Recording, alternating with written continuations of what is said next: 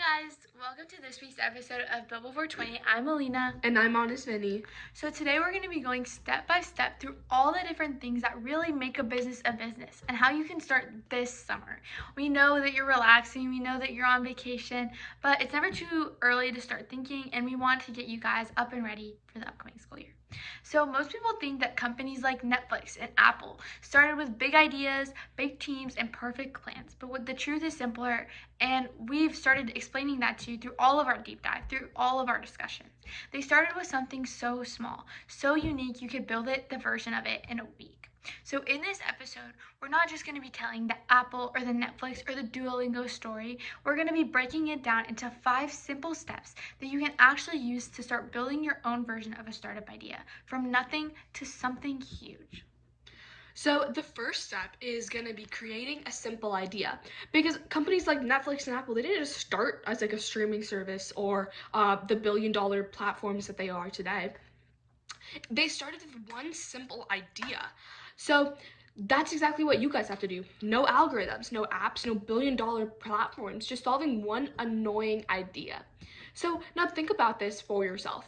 Every business starts like this. Not I'm going to build the next big app, but what's something annoying in my daily life? For example, waiting too long for group chats to organize plans, losing track of assignments or notes, not knowing what to cook every day. Small problems are exactly where big ideas actually start. So let's think about something that we use in our everyday lives. I know a lot of people listen to music. I love listening to music. Honest Vinny loves listening to music. I think it's a worldwide thing.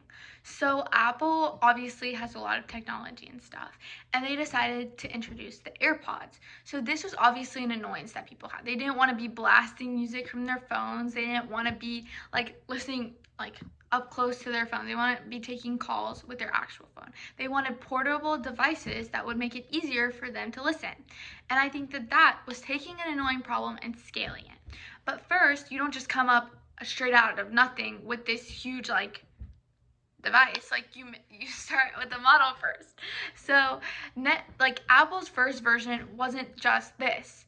It was literally simple testing. You take people that are interested, people that listen to music, and you take a prototype.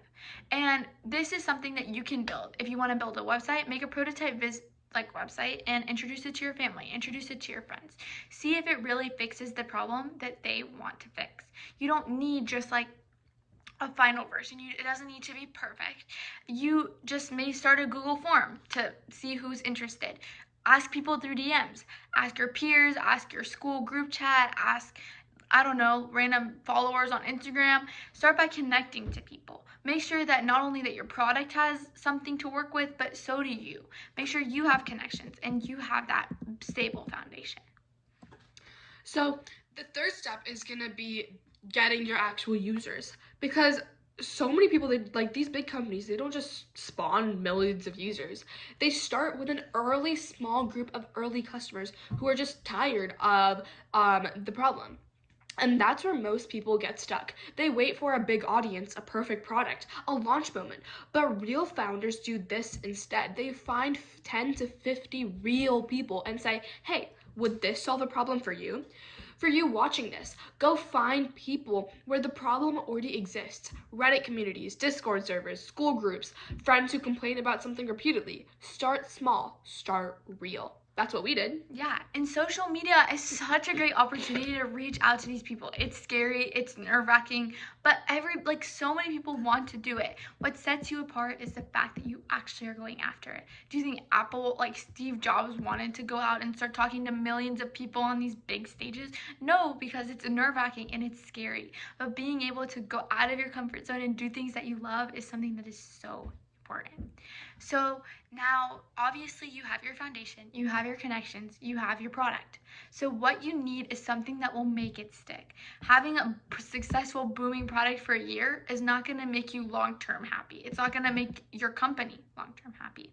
So companies like Apple, they have consistency and they have advancements, constantly advancing. As much as we are confused by what is the difference between the iPhone 14 and the iPhone 15, people buy it anyway. And it's because of what makes them stick. It's their idea of having high-end technology, having those iPhones, having that name, having I have an Apple phone, I have AirDrop, I have all of these different things. And every significant company has that one core stick factor. Like we talked about with Duolingo, the daily streak phenomenon is so important. Amazon, fast delivery, overnight delivery, getting yourself those clothes that you needed for a meeting 2 weeks ago, you can get it next day. And GoPro, point of view content, one that you feel like you're inside of the action, that high quality for the average person.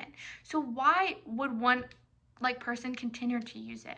Why would they stay consistent with your product, not with another one? And that's where early testing comes in. So our last step is gonna be, what do you want to do to start today? Well, the step-by-steps that you can actually use this week is going to be, find the small problem that you want to use and work on. It doesn't have to be a big industry, just one small annoyance. And you want to build the simplest version of this possible. A Google Doc, Notion page, Instagram page, spreadsheet, even manual messaging.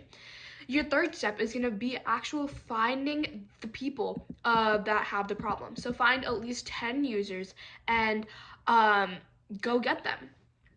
And then next, you want to do everything manually first. Don't automate it. Don't have a coding obsession. Just talk to users and fix problems fast and improve those step by step.